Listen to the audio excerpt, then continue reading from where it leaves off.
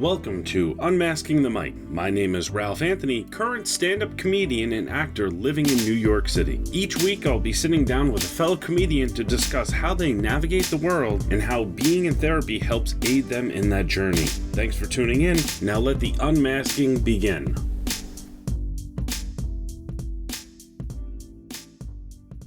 Welcome back to another episode of Unmasking the Mic. I'm your host, Ralph Anthony, and today my guest is Genevieve Rice. Genevieve is a Phoenix-based comedian who founded the Bird City Comedy Festival and also runs a monthly show called Jazz and Jokes. Thank you for coming on today, Genevieve. Oh, thanks for having me, Ralph. I'm excited. Yeah, I was very excited when I saw you comment on that Facebook post a while back. So it's awesome it's awesome to have you on. Mental health is such a big thing for me. I love therapy. I love being in therapy. And whenever I see other comics getting treatment, speaking to therapists, it makes not just making stand-up their therapy. Yeah. Oh my God. Biggest pet peeve of my entire life. Biggest pet peeve. That is tell me the fastest way to get me to walk out of a room without telling me to walk out of the room. No, you don't want you don't want other comics and bar patrons to be your therapist. Oh my God. No, not at all. It's terrible. It's so terrible. And honestly, I think it's the most arrogant thing a comic could possibly do, where they're like, hey, listen, guess what? I'm not in therapy, but you're going to be my therapist, and I'm going to not unload. I'm just going to dump all my problems on you in this hot 8-minute set that I got planned for you. Yes, completely arrogant. It's and you see it so often. And you see it unapologetically year after year. Like it's still something people aren't growing out of.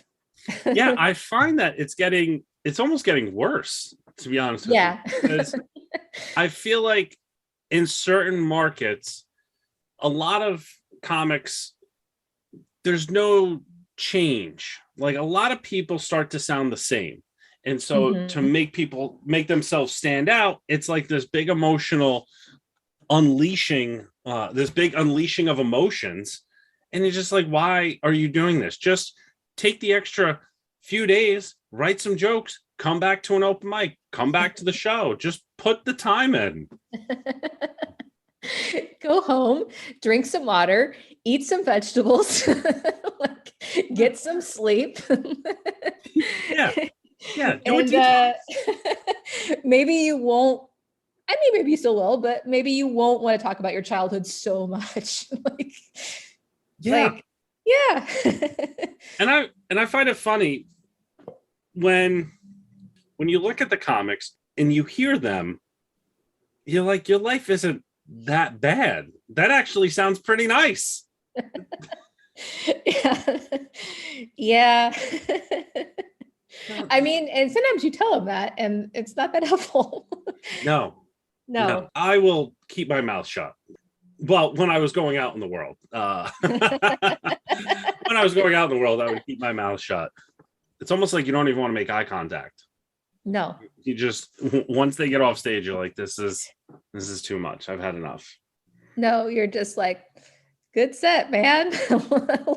Loved where you told us about your mom, and your eating disorder. That's yeah.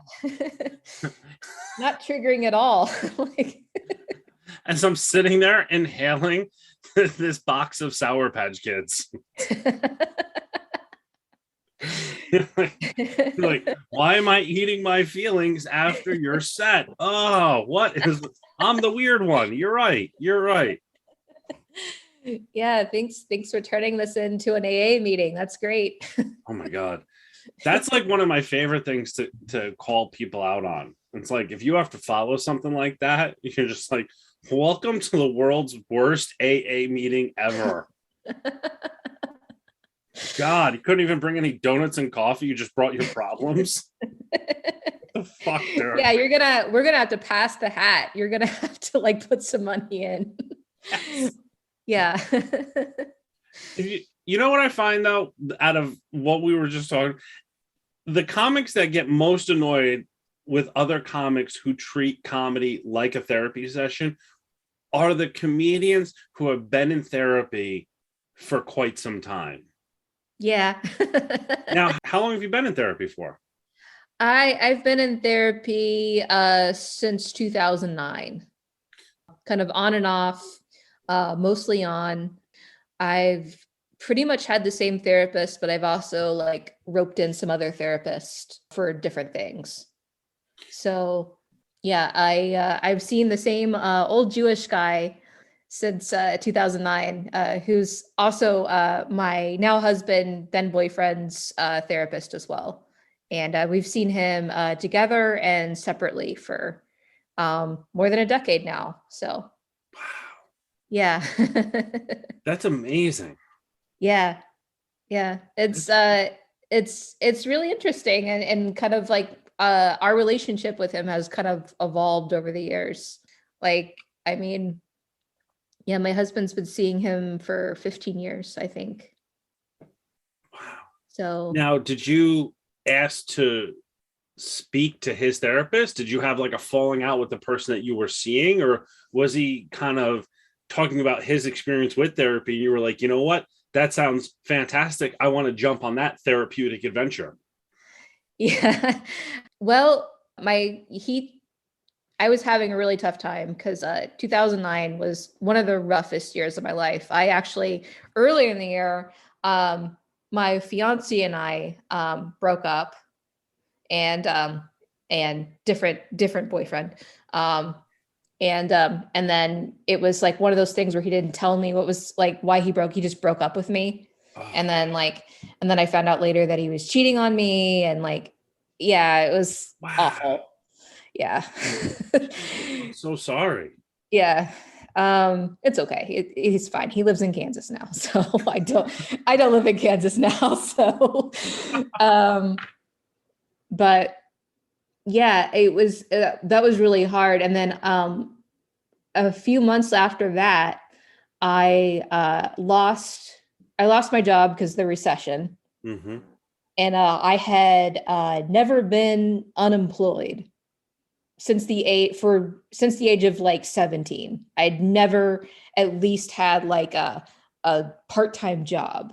Yeah. And so I was like, kind of like, that's like the worst thing when you're like, you know, getting over a breakup, like really depressed, and then you have no job and you have no money, like no money to do anything. Like I was just like, people are like, I would travel if I were unemployed. And I'm like, I have $30 in my bank account. Like, and it's more than spoken for. Like it's, and it was also one of those things where I was like, I kept trying to apply for jobs, and there were just like nothing. There was just like not like I would get called in, and it would be like, oh, this is we've already filled the position, or oh, it's a lot less than what we said it was, or like I just had a really tumultuous year. Like it was just like over and over, like not only like putting myself out on dating apps and like putting myself, you know, out on LinkedIn and Indeed and all these sites, I just like, and just not getting anything really. And like, it was just really scary. And then my boyfriend was like, I've been talking to my therapist, for years, and he's been very helpful. Would it help you to talk to a therapist? And I was like, I don't know. I've never talked to a therapist. Sure.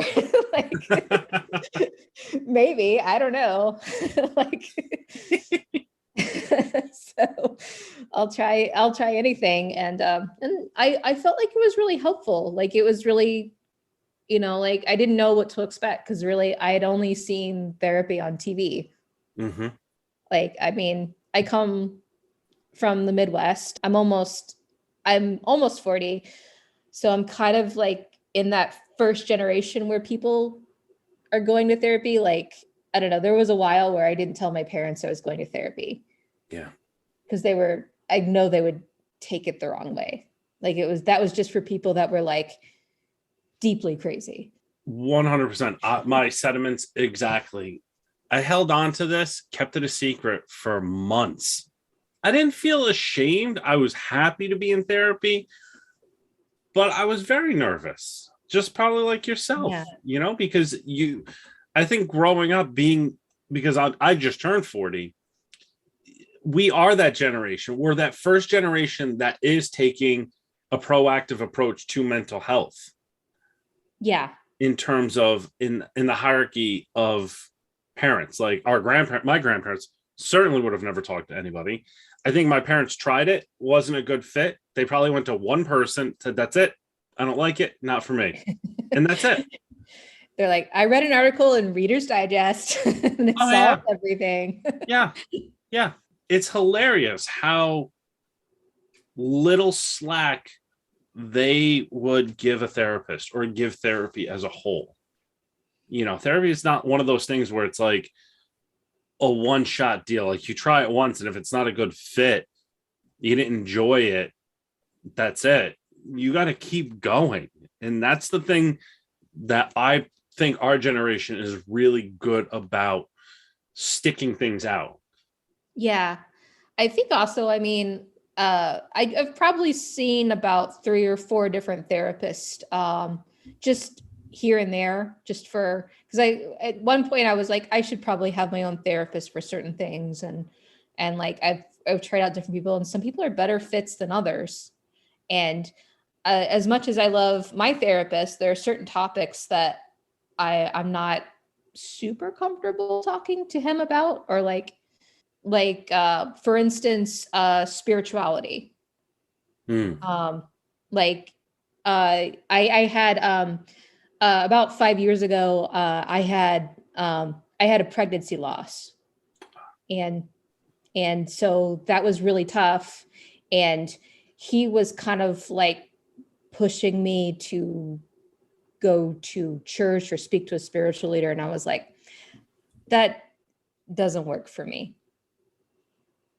Like that doesn't, I didn't really respond to anything that was like, everything happens for a reason. I felt like that's the response I got from anything that had to do with church or a temple or anything like that. And I didn't find comfort in it. So I kind of had to speak to someone else for a little while. I think that's a huge piece. I think that's huge that you recognize something in this therapist that you had already built this relationship with. You built this bond with. There's a certain level of trust that's in place, but you recognize that you needed help from someone else. And honestly, out of all the interviews I've done so far, you're the first person that I've talked to that has a team of mental health experts. But I think that's really cool. I think that's really cool because therapy is not a one size fits all for people. It's not a one size band-aid for every wound that you have. And so having one person handle that aspect of your life and another person handling another part and another person handling this, overall, they all come together. It's like Voltron. Yeah. They all come together. You have the Voltron of therapists. And I think that's really cool. The Avengers of of therapists. Yeah, I ended up seeing a grief counselor. With my husband and I saw a grief counselor and through his work, and she was really helpful. She was very helpful and very sweet, and that was her specialty, was dealing with grief. And I felt like that talking with her was great. I mean, it was like kind of helped us move past that, at least enough in the first couple months. Yeah. So and I've kind of found that like that works. Like there's been some specialty areas, like when I quit drinking a couple years ago, I saw a counselor for alcohol treatment, and I decided to go that route because I was also going to 12-step groups, and I did really enjoy them. So yeah, I think having support in that aspect, it's huge, especially when it deals with substance abuse or use. It doesn't have to, you don't have to be abusing substances to realize that you just don't like them anymore, or that you don't need them in your life.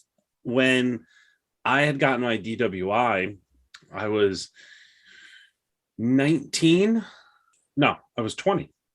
I was 21. I was 21 my first DUI. So yeah. It's terrible. I mean, listen, we also were the generation that did not have Ubers or Lyft or even relevant taxis. Like taxis were only big city commodities. And so you either were able to call your parents or you got really good at drunk driving. And that's a terrible thing to admit, but it's the truth. It's the God's honest truth. And when I got my DWI, they made me go to an intake panel and you have to answer that questionnaire. And at that point, I was like, well, I've been lying for so long, I might as well just answer this thing truthfully. Not the best time to be truthful, because they threw me in an inpatient recovery center where I was mandated to go to AA. I had group sessions and an individual one-on-one session with a counselor. And I remember sitting there watching these people do their 12 steps. I'm like, this is brutal. This is why people go back to alcohol. Because once you finish the 12 steps, you're like, fuck it, I need a drink. Yeah, I think for me, what I didn't like about AA was, I mean, and some groups are different. And I think if I maybe stuck with it, I would have found a group that I liked.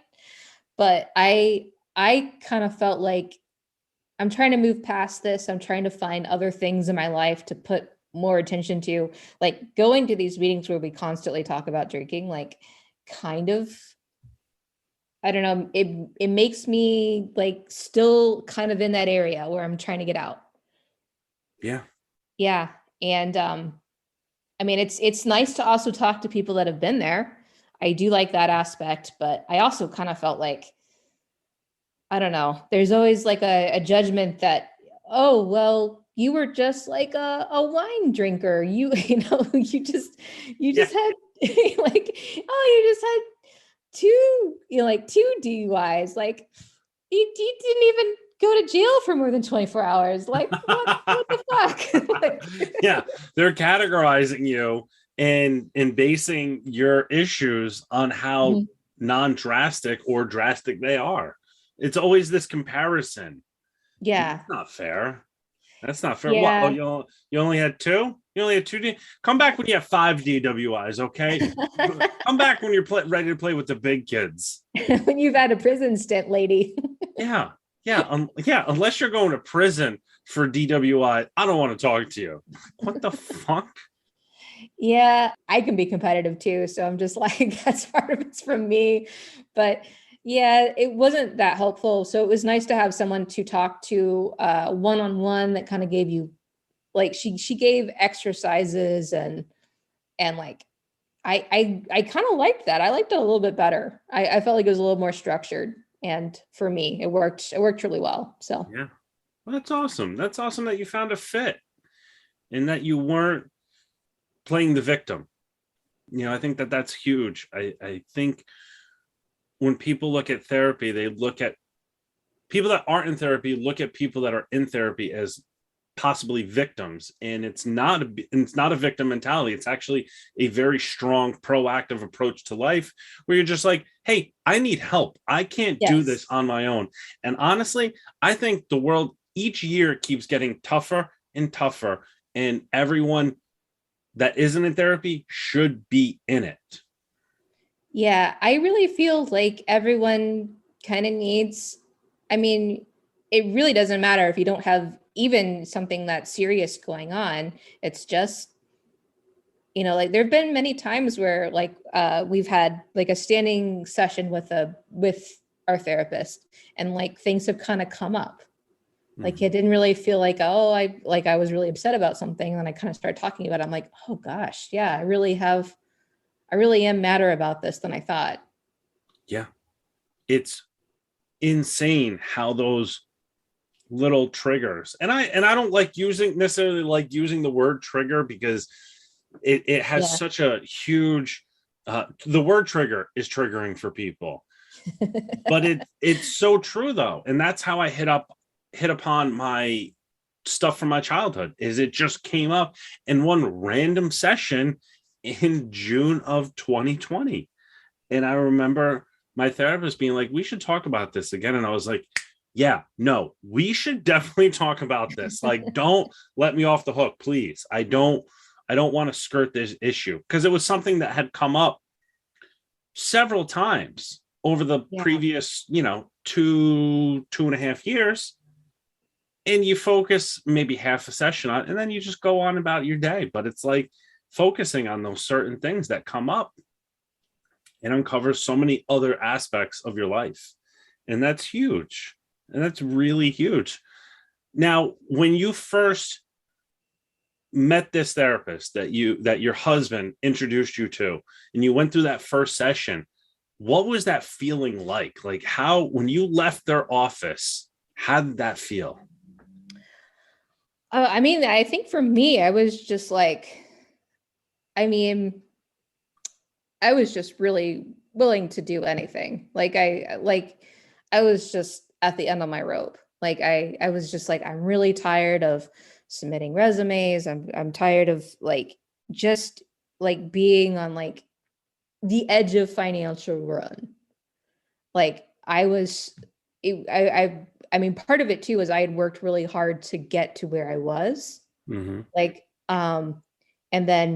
then was unemployed for so long. And I was just like, I just didn't know what to do. I was like, is the rest of my life going to be like this? Am I just going to be, why am I just going to be hapless and just chaos swirling around me? Because I can't handle that very well. That was a lot of my 20s, and it's very nice to have a more stable life in my 30s and 40s. Yeah.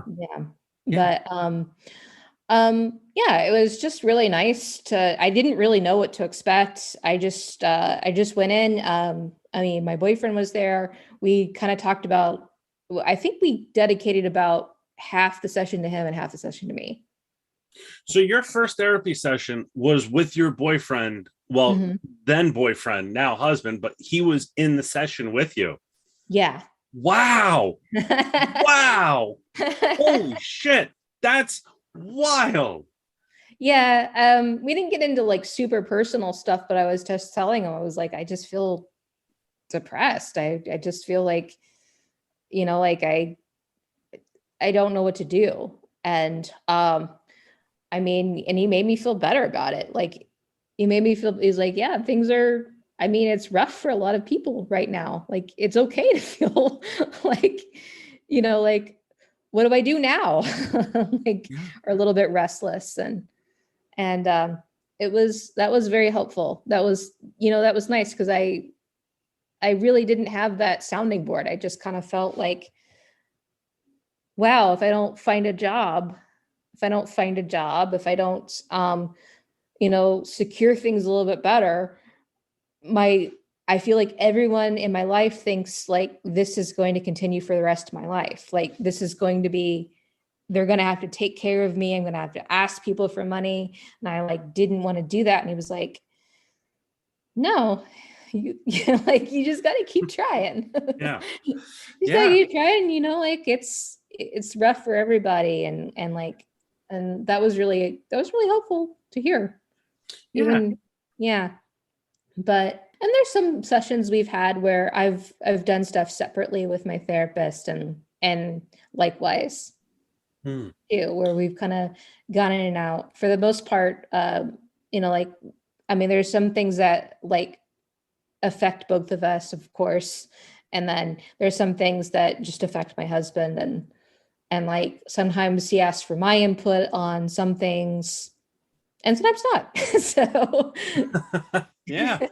Well, I think what when your therapist said that basically you're not alone, that's a huge comforting factor, because a lot of times when things go wrong, we inherently just feel like it's only happening to us.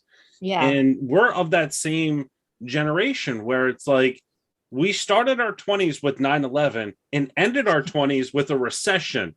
And in between was just a whole lot of nonsense. And nobody had seen anything like that probably since our grandparents or great grandparents, when you're talking about the Depression and World War I and the stock market crash. Like that was on that same level. And so hearing that, very comforting. I was in the same boat, but we weren't on the same ship. And it was tough. It's hard. Mentally, it was hard. And I didn't have the wherewithal. So I applaud you for getting the therapy, because it took me a lot longer to get in it. Yeah. In the first couple of years, I mean, there was kind of a while where I kind of thought of that therapist as more of my husband's therapist, basically and I did see, I saw one other therapist in the interim that I just didn't like as much. And I don't know, partially because I talked to him a little bit about disordered eating, and he says, and I was like, yeah, should I feel bad about wanting to eat more than 1,200 calories a day? And he was like, yeah. I was like, wow. Yeah, you should. I was like, oh, okay. I should probably not come back here. Yeah. No, not at all. Not at all. I really appreciate you sharing that aspect, because that's a very personal thing. Not only are you sharing the fact that you're in therapy, but you're basically in a co-therapy situation. And I think that that's awesome, because when you're in a relationship and you have a partner that not only supports you, but is willing to put in the work, that's so huge. Like, my girlfriend, and she's in therapy, and obviously I'm in therapy. And what's nice is that we kind of have sometimes alternating schedules. Like, she has a session one week, I have a session the next week, but we talk about it, and we don't have to get into specifics because we respect each other's privacy. But we're at that point in our relationship where if she asked me, or if I asked her to come on a session, be no questions asked, not a problem. And I think that's good. Yeah, I think that's really special. Thank you. And honestly, you're giving me the idea. So, and that's what this whole podcast is about, is people learning from other people's life experiences. There's not a right path to therapy. It's kind of like stand-up. Nobody knows what's going on, And so learning how other people navigate their life, it's very special to find other avenues to help you get to where you need to go. Yeah. I think that's really cool. And the fact that, you've been so open and you saw that you needed to make a change. A lot of people can't even get to that point where they're like, you know what, I should speak to someone. They don't even get to that. They know that something's wrong, but they can't fix that gap. They can't fill that gap and to realize, like, hey, listen, what's missing is therapy, because therapy is still so stigmatized. Like, why do you think people have such a tough time just getting over that hurdle to go speak to someone? I don't know. I mean, I think some people, I'm just kind of, it is difficult sometimes, especially if you've had to deal with insurance and stuff like that, you have to find a therapist that takes your insurance, and you have to find one that's like close to you and has availability, and then, and meets your preferences. And then sometimes you go and it doesn't quite work out. I mean, that happens quite a bit, but that can be really frustrating, especially if you had to take off time for work, or, or make time in your schedule and then it didn't work out. I mean, there's still a little bit of stigma. Like, I mentioned one time I was backstage at a show, and I was a little bit late, or like late getting to the show. I cleared it with the producers. So I want to make that very clear.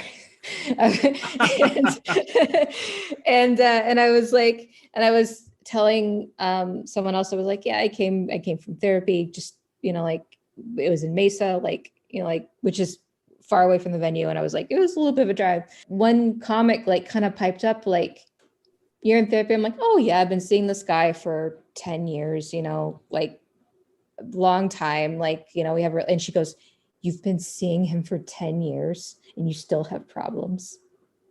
Wow. And I was like, are you really saying this to me in the Wow. 21st century? Oh, okay. And it's not someone I dislike, but it's also someone that I was like, oh, do you just really not think about what you say to people? Yeah. Yeah. That's atrocious that someone would say that, let alone another comic, because the comics are, for the most part, very emotionally fragile people. And I don't care how tough someone portrays, we're not all there. And No. the fact that somebody would not only just call you out, but belittle you for speaking to someone, that's somebody that probably, that's definitely someone that needs therapy. That's kind of what I thought. Like, I mean, I wasn't like, I just kind of changed the subject and I was like, I wonder why they would say that, why they feel like it's more about them than it is about me, 100%. Like it's like 100%. Yeah. So it was like, wow, okay. Yeah. Thank And, you. and like, because Cool, I'll you're go do a show with you now. That's fun. yeah.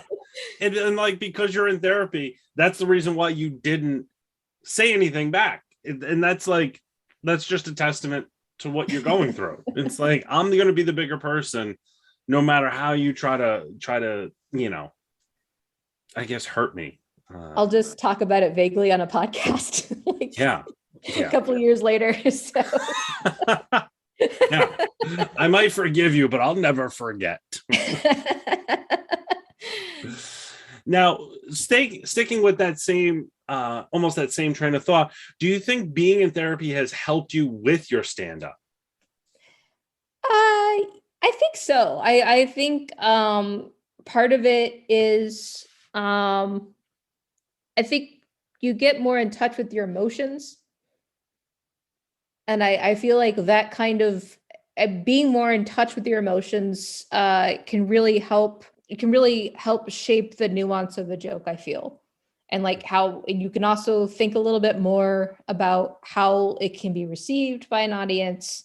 And I do feel like that helps. I've also, I mean, that's the indirect answer. I think the direct answer is I have tried out bits on my therapist. Whoa. Okay. Or I also had things where I've said, and he goes, you should say that on stage. And I'm like, no. See, that's pretty cool that your therapist is like that. Yeah. But I feel like that you can only get to that point after being with someone for a length of time. Like, you're not gonna, because I've heard comics talk about how they try bits out on their therapist. But if you've only been seeing somebody for 6 months, they don't know who you are. If you've been seeing somebody for 6 years, they know who you are. And so I would assume that he would know what is fact and fiction. Yeah. I mean, he was, I have a family thing that's going on involving basically a family member that is being not great with inheritance to other family members. And we've talked about a lot in therapy. And my therapist was like, you could do like a whole bit. You could do a whole thing on this. And I'm like, no.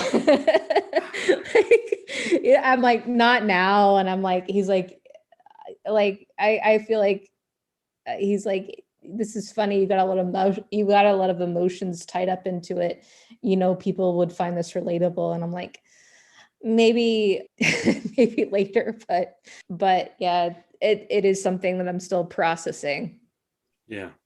Yeah. And I think that that's a very responsible approach, because you don't want to be one of those people, one of those comics that goes up on stage, has something that's going on in their life that's very personal, it's very emotional, and then just do that dump.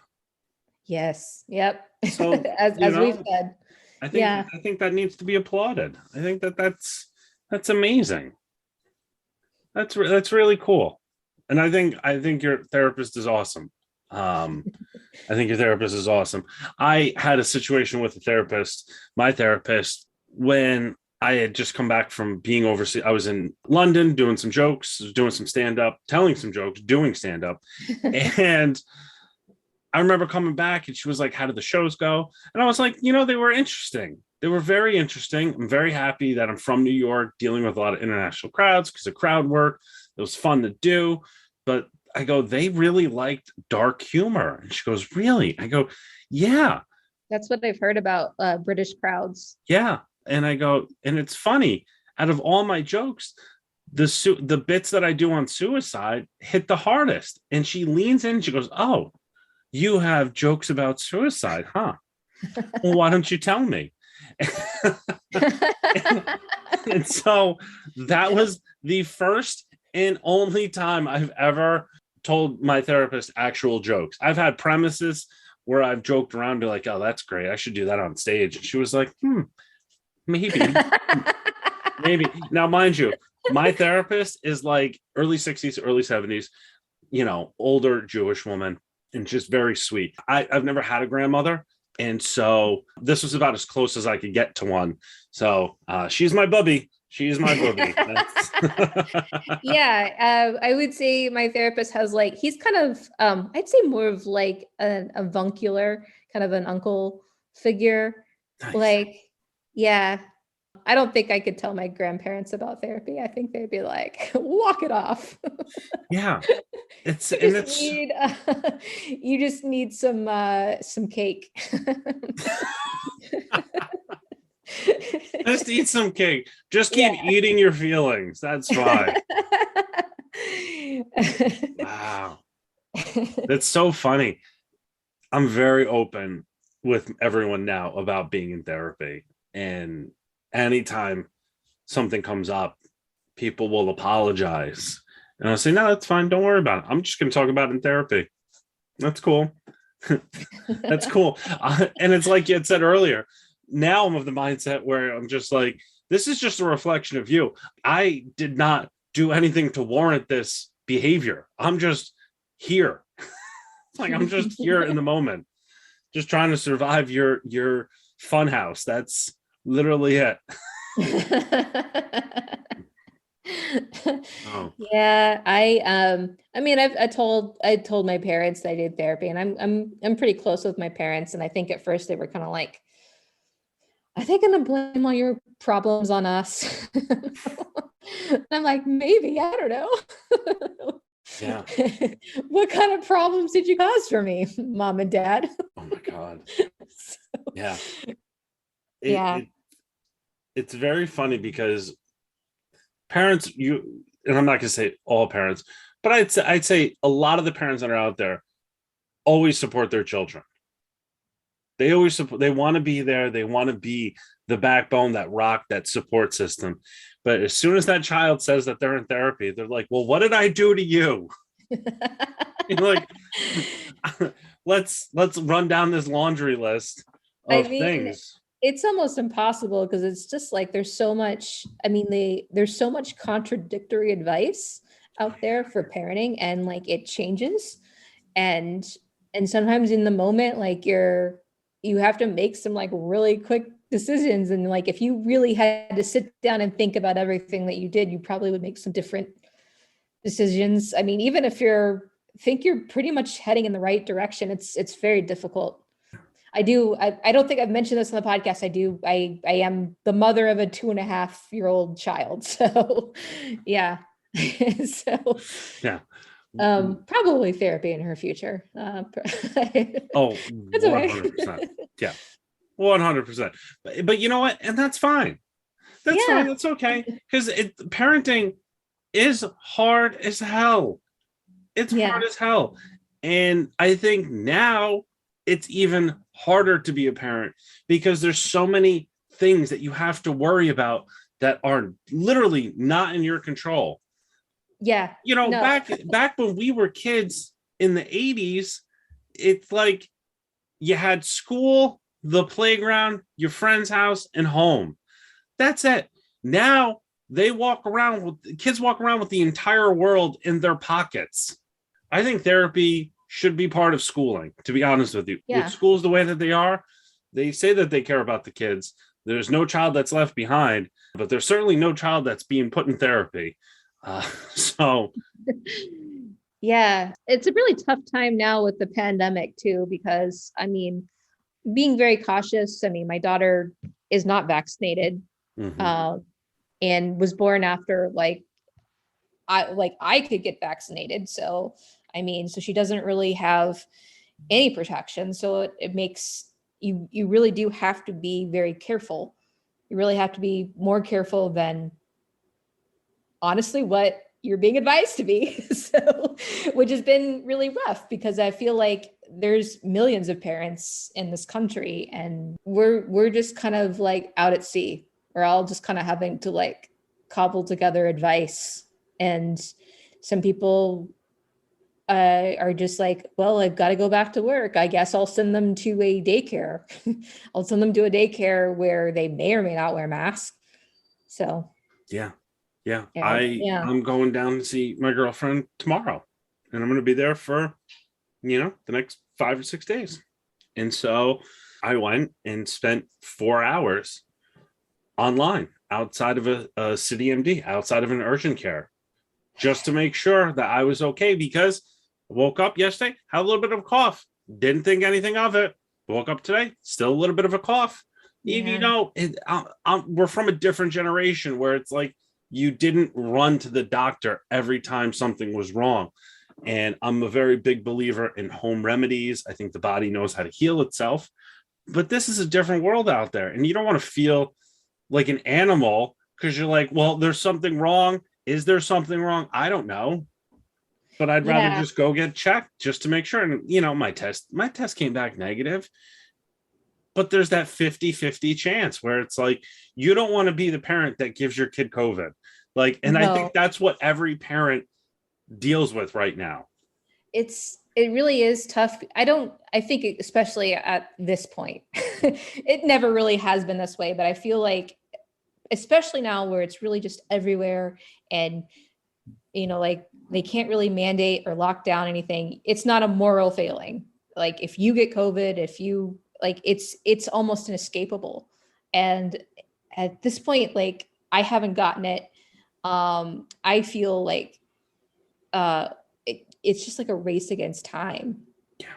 And it really sucks because you do have to make these like trade-offs like constantly. You're like, oh wait, can I stay in my house and just stay in my house for a month? Like, can I do that? I'm like, okay, yes. But then I have to like have people deliver groceries. I have to have people deliver food, like I can't see people, like it really kind of like, like my daughter can't see people. Luckily now, like we could go outside, we could go in our backyard, but it was like, and there was even a period where it was like, we didn't even know if you could get it from outside. Like you, yeah. that was really rough. And like, and sometimes people are making those trade-offs like constantly, just, like what do I do? Like, how do I socialize my kid without, exposing them to COVID? And, I want them to see their grandparents, but I don't want to endanger either of them. So yeah. We just had a kind of a tough situation where we were traveling to see my family in Oklahoma City. And the day we left was like the day that like the Omicron news like really got worse. Like, it wasn't like, I remember like a month ago and they're like, here's this new variant. It's probably fine, but yeah. And then it was just like, hold up. Yeah. So we were like, oh, okay, what do we do? And we were lucky. My husband got a whole bunch of rapid tests so we could test, but it's like, we were going to like Airbnbs, we're doing this long drive, we're going into rural like gas stations where almost nobody's wearing a mask. And Jesus Christ. And then we went to see my family and we'd planned to kind of stay inside and hang out and, but then, It's not only my daughter, I have I have a niece and a nephew that are also under 2 that aren't vaccinated. And we're like, okay, what do we do? And we're like, can we sit outside? We'll sit outside for the most part. And which is easier said than done when it's very cold. Yeah. It was, but we made it work. We had to kind of make plans on the fly, but yeah. I think that that's a big aspect of folks, parents being in therapy, because you need to talk to people about this. Not even so much like a medical expert, but like you need to talk about your emotions, because it's all building up inside of you. It's very fearful. I mean, I'm the new guy on the scene. I've only been with my girlfriend for a year. She went through all of 2020, as a single parent. You were in the same boat. And I say our kids are not that much older. I mean, she's going to be 3 in a few weeks.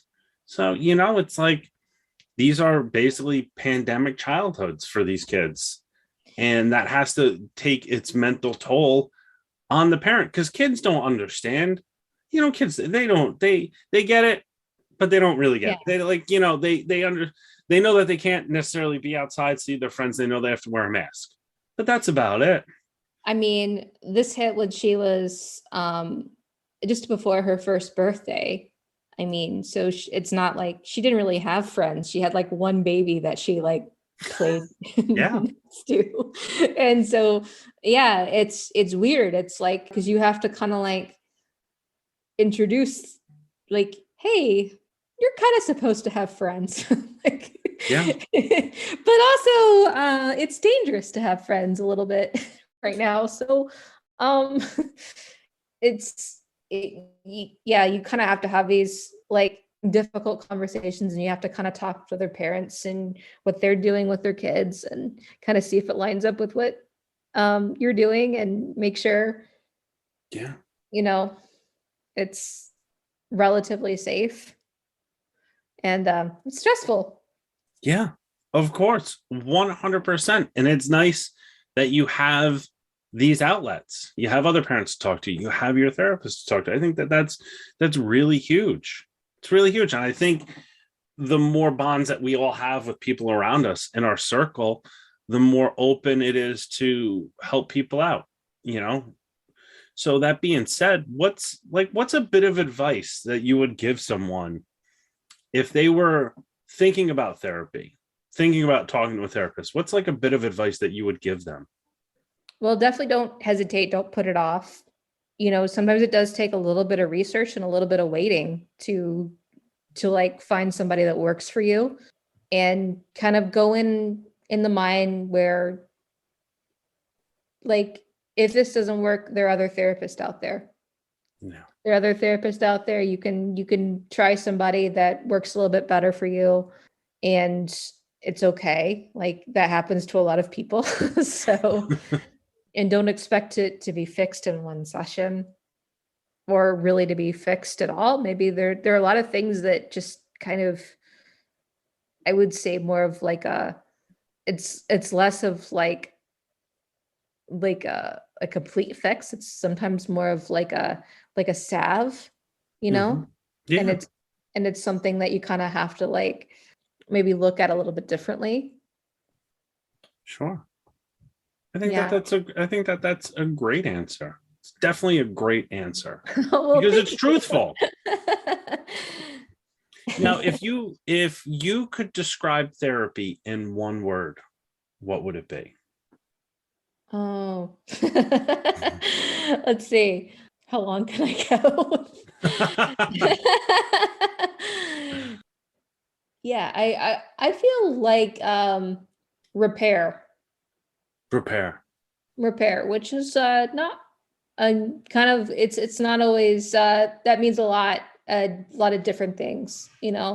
You're basically you're trying to fix something that's broken. Mm-hmm. I like it. Repair. I haven't heard that one yet. I appreciate that one, because it is repair. You're repairing the wiring inside of you. Yeah. And the only way to be firing on all cylinders, the only way to live a happy, productive life, the only way to put your best foot forward every time you walk out that door is to be repaired and be restored. And so that's what therapy is. It repairs the wiring inside of you. So that's an amazing answer. Thank you for sharing that. Okay. I appreciate the fact that you took the time out today and that you decided to seek out therapy for yourself. I want to applaud you for doing that. It's a very commendable thing. And so thank you. Yeah, thank you. Thanks for talking with me. And thanks for having me on. Of course. I appreciate it. Thank you for coming on today. This has been a great time. I've enjoyed getting to know you on a different level. So thank you. Oh, of course.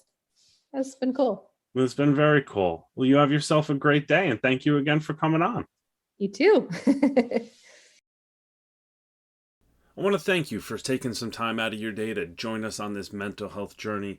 My name is Ralph Anthony, and this has been another episode of Unmasking the Mic. We'll be back next week with a brand new interview.